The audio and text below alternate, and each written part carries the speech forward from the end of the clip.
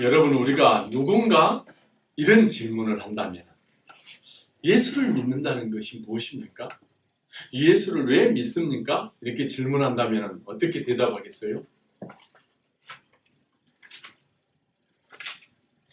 사실 이 질문은요, 우리 자신이 매일 자신에게 질문하고 대답해야 할 내용입니다.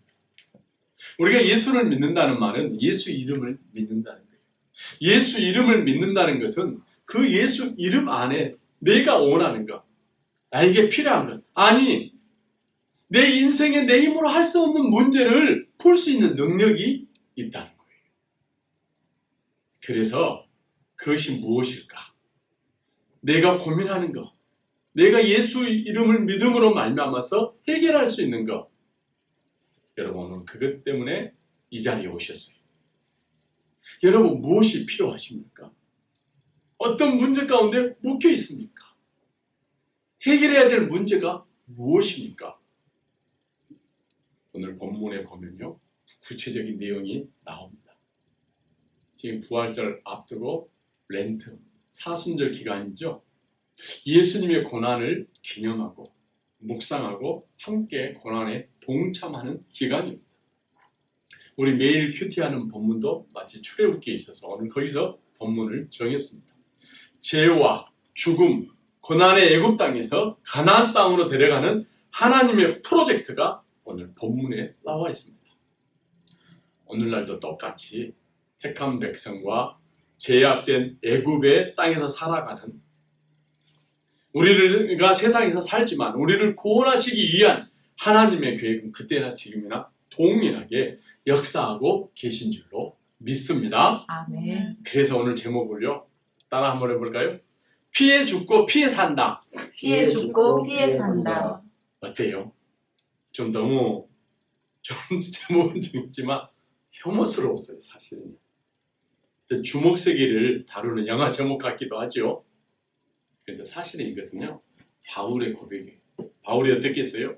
내가 그리스도와 함께 죽고 그리스도와 함께 산다 그랬잖아요. 오늘 그리스도 피해 죽고 피해 산다, 여러분 마음판에 새겨지는 말씀이 되기를 원합니다. 우리가 흔히 이야기하기를 오늘 본문을 유월절 사건이라고 이야기하는데요, 오늘 이 유월절 사건이 어떻게 시작되었는가, 그 오리진이 오늘 본문입니다. 우리 다 같이 한번 21절 읽어볼까요? 시작! 모세가 이스라엘 모든 장로를 불러서 그들에게 이르되 너희는 나가서 너희의 가족대로 어린 양을 택하여 유월절 양으로 잡고. 보세요. 모세가 이스라엘 장로들을 불러서 재앙에 대해서, 그 재앙에서 피해 가기 위해서 내린 교육이에요. 그런데요, 오늘 본문 앞에 쭉 12장 1절을 보면 이런 내용이 있어요. 여호와께서 애굽 땅에서 모세와 아론에게 일러 말씀하시되, 여호와 하나님께서 모세와 아론에게 한 내용을 오늘 본문 21절에 똑같이 모세가 이스라엘 모든 장로를 불러서 반복되는 거예요, 보니까요. 그런데요, 오늘 거기서 멈추지 않아요. 여호와께 하신 말씀을 21절에 모세가 이스라엘 모든 장로들을 불러서 전달했죠. 만약에 이 모세가 여호와께로부터 들은 것을, 배운 것을 잊어버렸거나 틀리게 백성 장로들에게 했다면은 오늘 유월절 사건, 모든 장자 죽음, 유월절 피 사건은 우리에게 전해지지 않을 거예요. 그랬다면 이스라엘의 구원도 일어나지 않았을 거예요. 그런데 보세요, 여기서 끝나지 않습니다. 계속돼요. 우리 다 같이 한번 26절 읽어볼까요? 시작!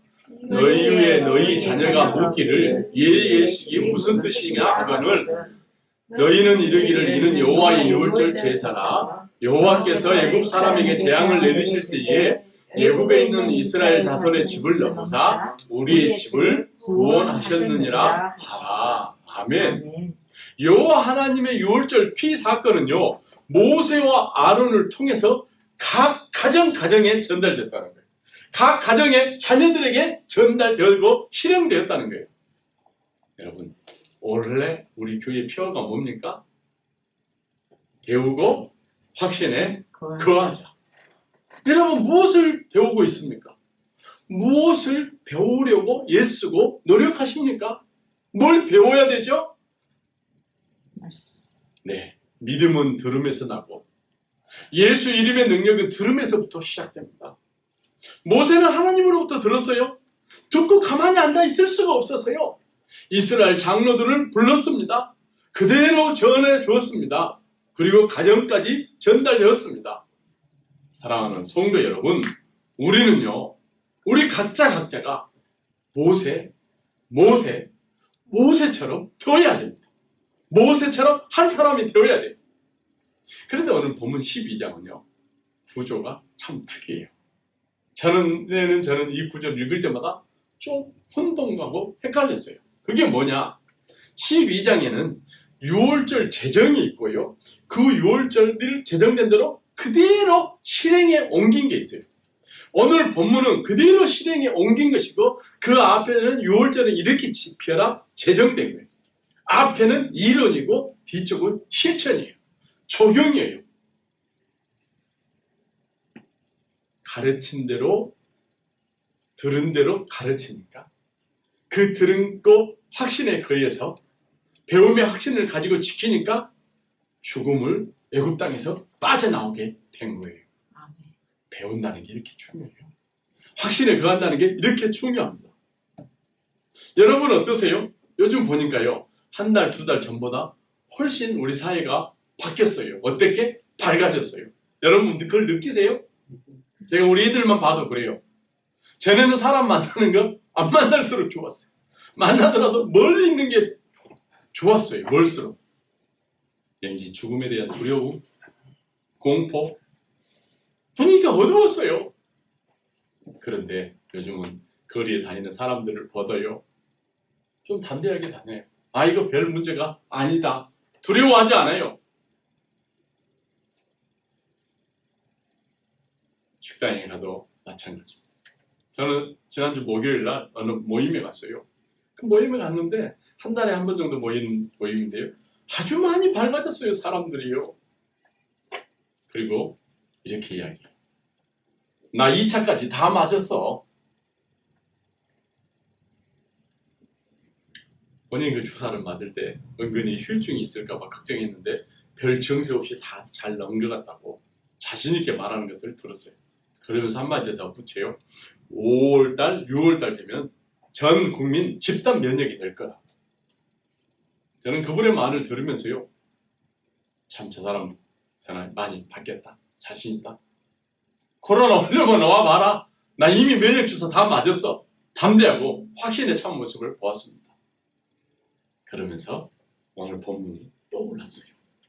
애굽 전역을 죽음으로 뒤엎을 정도로 어둠, 구름이 두려움에 사로잡혔잖아요. 그날 밤에 애굽 전역에 울음과 통곡과 피통함에 가득 찼잖아요.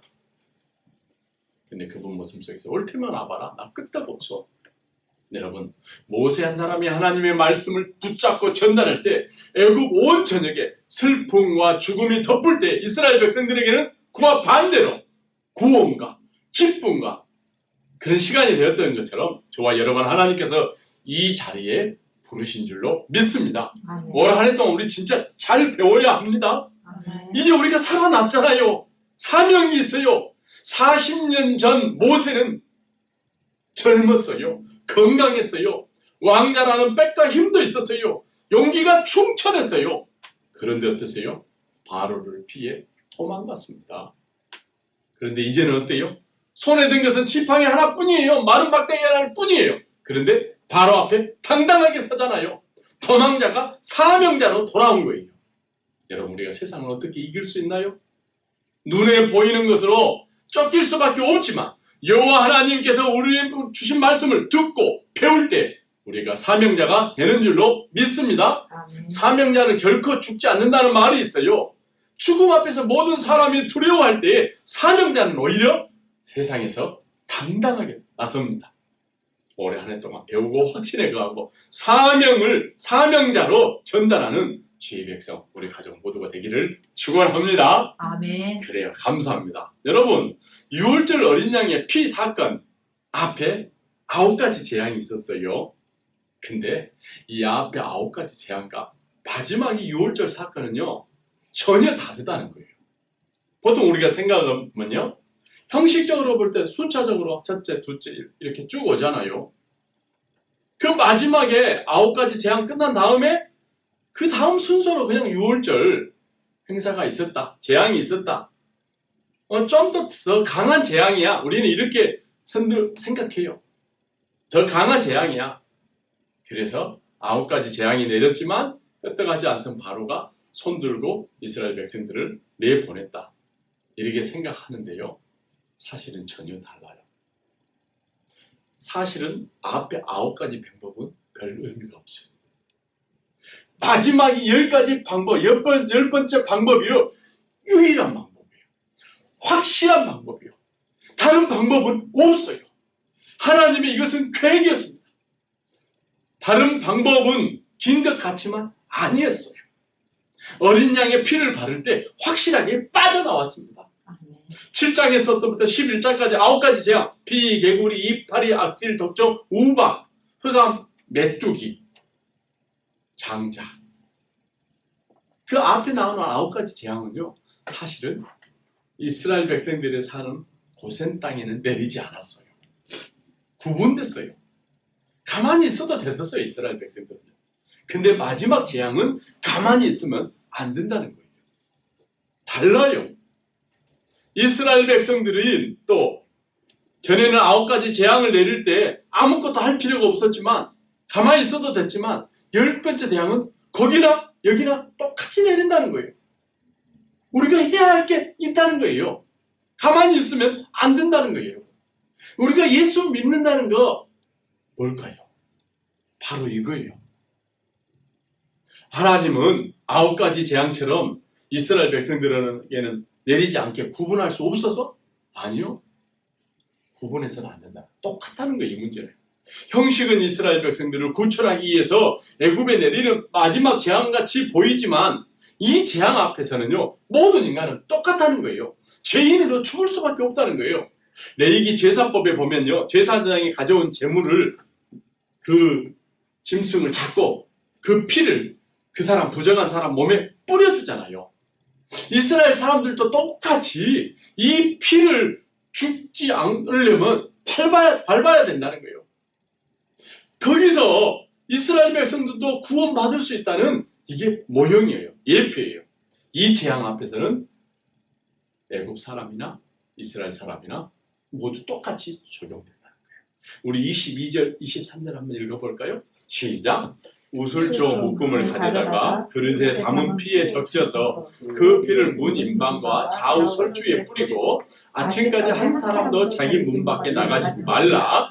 여호와께서 애굽 사람들에게 내 재앙을 내리려고 지나가실 때에 문 임방과 좌우 문 설주의 피를 보시면 여호와께서 그 문을 넘으시고 면하는 자에게 너희 집에 들어가서 너희를 치지 못하게 하실 것임이니라. 아멘.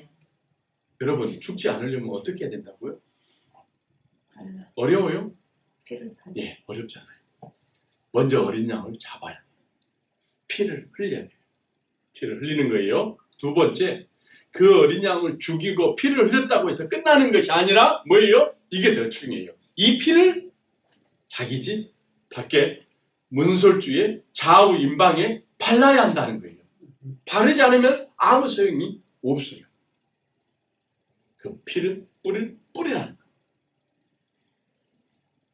이것이 바로 피를 뿌리는 것이 피에 살고 피 때문에 죽는 거예요.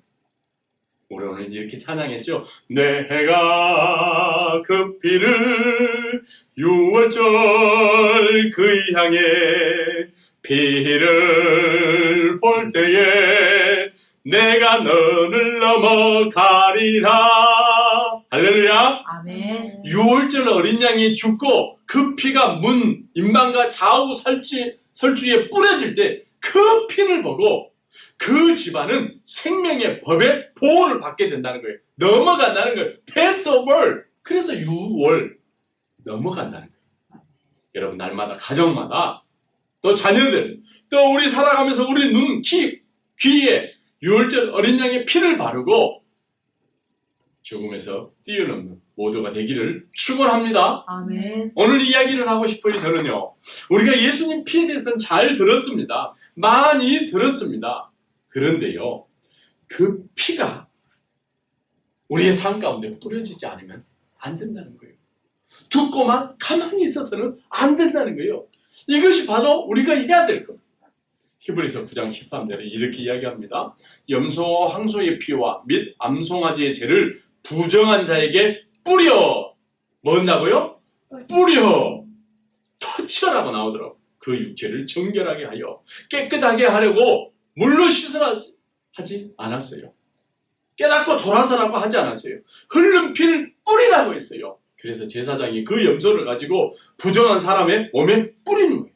몸에 뿌리면 죄가 사해진 것처럼 병든 몸도 병든 영혼도 잘못된 생각이나 습관이나 잘못된 것들, 떨쳐버릴 수 없는 과거의 습관, 죄된 것들 그 피를 바르면 고쳐지고 회복될 줄로 믿습니다. 아멘. 그래서 이사야 53장에 그가 찔림은 우리의 허물을 인하며 그가 상함은 우리의 죄악을 인합니다. 그가 징계를 받음으로 우리가 평화를 누리고 그가 채찍에 맞음으로 우리가 나음을 입었도다. 할렐루야. 뭐예요 이게요? 그 피로 죽음을 뛰어넘는다는 거예요. 고침받는다는 거예요. 저는 우리 교회가 큰 교회가 되기를 바랍니다. 집에서 조용히 말씀을 묵상할 때, 교회에서 말씀을 들을 때 여러분 마음속에 할 수 없었던 것들이 끊쳐지고 어둠의 세력들이 떠나가고 아픈 것은 치유되는 그런 놀라운 역사가 있기를 축원합니다. 아멘. 그런데요, 여기서 또 끝나지가 않아요. 피를 흘리고요, 그 피를 뿌리고요, 더 중요한 게 있어요. 왜 피를 뿌렸을까요, 여러분? 자, 한번 따라서 한번 해봐요. Stay at home. Stay at home. Stay at home. Stay at home. 우리 거리 운전하고 하면요, 전광판에 보이는 게 Stay at home. 마스크 커버링 해라. 웨어링 해라.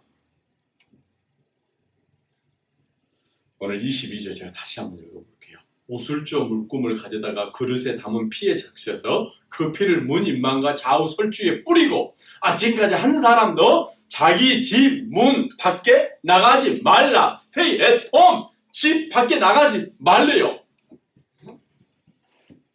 사단은 우리를 거짓말로요, 속이고 도둑질하고요, 죽이고 멸망시키려고 합니다. 우리는 그 피를 바르고 그 안에 있으면 얼씬도 못하는데요. 근데 사단은 늘 우리에게 나오래요. 거기서요. 자유롭게 살래요. 하고 싶은 대로 하래요. 너가 주인이 되라는 거예요.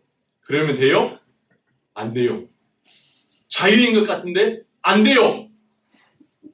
여러분, 이것은요, 이스라엘 백성들이 출애굽하고 가나안 땅에 들어갈 때 그 첫 성이 뭐였어요? 여리고 성이었죠. 여리고 성이 무너집니다. 근데 그때 거기도 적용이 돼요. 여호수아 2장 18절, 우리가 이 땅에 들어올 때에 우리를 달아내린 창문에 이 붉은 줄을 메고 내 부모와 형제와 내 아버지의 가족을 다 내 집에 모으라. 누구든지 내 집 문을 나가서 거리로 가면 그의 피가 그의 머리로 돌아갈 것이요 우리는 허물이 없으리로다. 21절, 라합이 이르되 너희의 말대로 할 것이라 하고 그들이 보내어 가게 하고 붉은 줄을 창문에 매니라. 할렐루야. 아멘. 붉은 줄, 스칼렛 로프 이렇게 이야기합니다. 어린 양의 피가 뿌려진 집 안에 있느냐, 집 밖에 있느냐, 그 안에 들어가느냐, 그 안에 들어가지 않느냐, 이것의 문제예요. 그 집에 있는 사람이 잘났느냐, 못났느냐, 건강했느냐, 명예가 있느냐, 없느냐, 그거의 조건이 중요한 게 아니고요. 그 집 안에 있느냐, 그러면 살고, 그 집 밖에 나가 있으면 책임 못 진다는 거예요. 이해되십니까? 고린도 교회에 문제가 왔어요. 어떤 문제냐? 바울이 선교 중에 떠나 있는데 바울이 형편없는 사람이라는 거예요. 믿을 만한 사람이 못 된다는 거예요. 저 사람 진짜 선지자가 아니라는 거예요. 교사가 아니라는 거예요. 요즘 말로 이단이라고 합니다. 교회가 술렁거려요. 시끄럽습니다. 그 소식을 들었을 때 바울이 참기 힘들었습니다. 못 오겠습니다. 자존심 상하고 무시당해서가 아니에요. 뭐냐? 그들이 그리스도 안에서 벗어났기 때문에, 떠났기 때문에, 사단에게 잡히기 때문에. 고린도후서 10장 4절에 바울은 이렇게 이야기합니다. 고린도 교회에 우리의 싸우는 무기는 육신에 속한 것이 아니요 오직 어떤 견고한 진도 무너뜨리는 하나님의 능력이라. 모든 이론을 무너뜨리고 하나님 아는 것을 대적하여 높아진 것을 다 무너뜨리고 모든 생각을 사로잡아 그리스도에게 복종하게 하니. 사랑하는 성도 여러분, 바울, 우리가 싸워야 할 것은 모든 이론, 세상의 사상, 인본주의, 세속주의, 물질 만능주의, 사치향락주의, 이단 사상들이라고 이야기하는 거예요. 이런 사상의 핵심이 뭐냐? 어린 양의 피가 뿌려진 집 안에서 나오라는 거예요. 그리고 너희 세상 속에서 살면서 마음껏 자랑하면서 살라는 거예요. 그 피 뿌린 집에서 강력한 집을 파는 권세가 있는데 거기서 밖으로 나오라는 거예요. 근데 그 안에 바울은 들어가야 된다는 거예요. 사랑하는 성도 여러분, 그리고 바울은 이렇게 합니다. 자랑하는 자는 주 안에서 자랑할지니라. 할렐루야. 아멘. 피 바른 집 밖에 나가면 자랑할 것이 많아요. 자랑하는 사람들 보세요. 밖에서 사는 사람들이에요. 그런데 그런 혈과 육에 싸움하지 말고 견고한 진 예수 그리스도의 피 바르고 그 안에 있으래요. 아멘. 자기 자랑하면 할수록 교회는 무너지고 싸우고 그리스도의 피로부터 멀어진대요. 그런데 피 안에 있으면 세상에 어떤 견고한 진도 파할 수 있는 능력이 있다. 사랑하는 성도 여러분, 우리가 매일 하는 고민이 뭡니까? 나 때문에 고민하십니까? 그런 나에게서부터 출발하지 말고 내가 뭘 해야 하고 오늘은 뭘 해야 하고 무슨 약속을 지켜야 하고 오늘 난 무엇을 위해서 어떤 부족함을 채워야 하고 배우고 일하고 돈 벌어야 하고 이런 것이 아니라 예수 그리스도의 피가 발라진 집 안에서 stay at home, stay at home 그리스도 안에서 승리하는 백성들이 되기를 축원합니다. 아멘. 감사합니다. 여러분, 제가 먼저 말씀드린 것처럼요, 유월절 사건은 단 이례적인 사건으로 끝난 것이 아닙니다. 영원한 규례다. 이것은 영원한 거래요. 저와 여러분 지금까지 우리에게 전달된 거예요. 우리는 어떻게 해야 될까요? 우리 다 같이 26, 27절 한번 읽어볼까요? 다시 한번 시작. 이후에 너희 자녀가 묻기를 이 예식이 무슨 뜻이냐 하거늘 너희는 이르기를 이는 여호와의 유월절 제사라. 여호와께서 애굽 사람에게 재앙을 내리실 때에 애굽에 있는 이스라엘 자손의 집을 넘으사 우리의 집을 구원하셨느니라. 아멘. 백성이 머리 숙여 경배하니라. 아멘. 작년 여름 선교 저는 성경학교 기억이 생생한데요. 그때 우리가 레이기 하면서 유대인의 7대 제사 절기에 대해서 나눴습니다. 근데 그 7대 절기 제사를 보면요, 그 중에서 가장 첫 번째 되는 것이 유월절이에요. 유월절. 이 유월절 행사는 어떻게 지키냐? 다른 제사들과 달리 온 가족이 반드시 함께 해야 한다. 7 절기 제사 중에서 가장 먼저 시작하는 것이 유월절. 유월절이 있어야 유모초, 연화속초 쭉 간다는 거예요. 7 절기는요, 예수님의 일생, 예수님의 생애와 관련된 거예요. 이 페스티벌은요. 어쩌면 이건 모두가 예수 그리스도를 이야기하는 겁니다. 근데 오늘 그래서 본문 12장 1절 맨 처음에 보면 이렇게 시작하나요? 이 달을 너희에게 달의 시작, 곧 해 첫 달이 되게 하고. 이게 무슨 말이에요? 이스라엘은요, 유월절로 인하여서 역사가 새로 시작된다. 아멘? 아멘. 그 절기로 시작해서 7 절기가 나왔다는 거예요.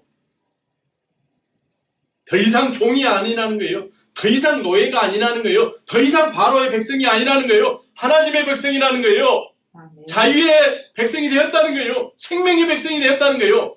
6월절에 제사함이 있어야 오술절 성령도 받게 되고 초실절 열매 되신 예수 그리스도처럼 우리가 부활하게 된다는 사실이에요. 아멘. 여러분, 우리 사복음서 있잖아요. 사복음서 중에서 유월절에 대해서 가장 많이 언급한 복음서가 뭘까요? 요한복음이에요. 요한복음은요, 주제가 뭐냐? 예수 그리스도가 누구인가? 신학적으로 이야기하면은 기독론에 관한 책이에요.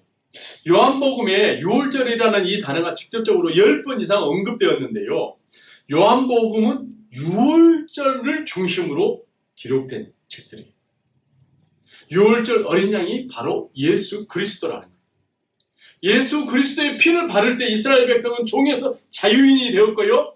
다른 방법으로는 죄의 땅, 죽음의 땅에서 벗어날 수 없었는데, 그리고요, 요한복음에 보면 유월절 이 단어가 나오면요, 반드시 그 앞뒤에 예수님이 뭘 했다, 예수님이 어떻게 했다 꼭 언급하고 있어요. 그 첫 번째로 나온 게 요한복음 2장 13절이요. 유대인의 유월절이 가까운지라 예수께서 예루살렘에 올라가셨더니, 성전에 예배드리러 올라갔어요. 가봤더니요, 예배 드린다고 모였는데 그 안에서 장사판 비즈니스가 벌려진 거예요. 세상에. 유월절이 변질돼 버린 거예요. 그리고 예수님 이렇게 이야기하십니다. 너희가 이 성전을 헐라 내가 사흘 동안에 일으키리라. 5장 1절에 보면요, 그 후에 유대인의 명절이 되어 예수께서 예루살렘에 올라가시니라.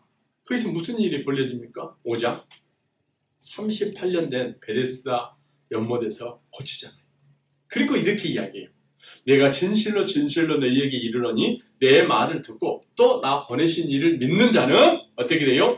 영생을 얻었고 심판에 이르지 아니하나니 사망에서 생명으로 옮겼느니라. 할렐루야. 아멘. 너희에게 진실로 이르노니 죽은 자들이 하나님의 아들의 음성을 들을 때 얘가 오나니 곧 이때라. 듣는 자는 살리라. 아멘. 이게 뭐예요? 유월절에 권세가 있다는 거예요. 힘과 능력이 있다는 거예요. 다 읽을 수도 없어요. 제가 6장 13절에 유월절이 가까운지라. 그건 요한복음 6장은요, 오병의 사건이잖아요. 나는 생명의 떡이니 내게 오는 자는 결코 줄이지 아니할 터이요 나를 믿는 자는 영원히 목마르지 않을 터이니. 나는 생명의 떡이니 내게 오는 자는 결코 줄이지 아니할 것이요. 할렐루야. 아멘. 13장 1절 가볼까요? 6월절 전에 예수께서 자기가 세상을 떠나 아버지께로 돌아가실 때가 이른 줄 아시고 새 계명을 너희에게 주노니 서로 사랑하라. 내가 너희를 서로 사랑한 같이 너희도 서로 사랑하라. 너희가 서로 사랑하면 내 제자인 줄 알리라. 할렐루야. 아멘. 여러분, 말씀 마치고자 합니다. 제가 강고 시간에 이야기했던 것처럼 이번 부활주 2주 전에요, 우리 마태복음을 중심으로 예수님의 생애, 예수님의 행적, 예수님의 고난을 묵상하고 함께 동참하고자 합니다. 오늘 본문 이렇게 나왔죠. 너희 자녀가 묻기를 이 예식이 무슨 뜻이냐 하거든. 이게 영원한 교회가 된 거예요. 우리 온라인 수업으로 아직도 대부분 집에 있습니다. 이번 유월절 고난주간에요, 예수 그리스도의 어린 양의 피가 온 가족, 우리 자녀의 삶 가운데 뿌려지기를 축원합니다. 아멘. 이 세상 마귀와 속임수에 빠지지 않고 자유와 승리, 기쁨, 생명을 얻는 모두가 되기를 축원합니다. 아멘. 피에 죽고 피에 사는 새로운 인생이 새로 시작되는 승리자가 되기를 축원합니다. 아멘. Jesus is my Savior.